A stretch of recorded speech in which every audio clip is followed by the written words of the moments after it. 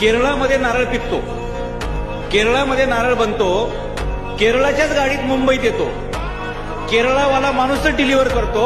हे सगळेच असल्यामुळे केरळातल्या नारळाला भाव मिळाला नाही असं कधीच झालं नाही. नारळ तिथे लईत लई तुम्हाला सांगतो 8 रुपयाला जागेवरती शेतातून उचलला जातो. एका नारळाला वर्षाला किमान 500 नारळ लागतात. ते लोक काय करतात, फक्त झाड लावतात. वर्षाला 500 नारळ किती झाले 8 रुपयाच्या हिशोबाने? 4000 रुपये एका झाडाचे. एका एकरात तुमचे 40,000 स्क्वेअर फूट असतात. 100 झाडं असली तरी 4 लाख रुपये एका एकराचे.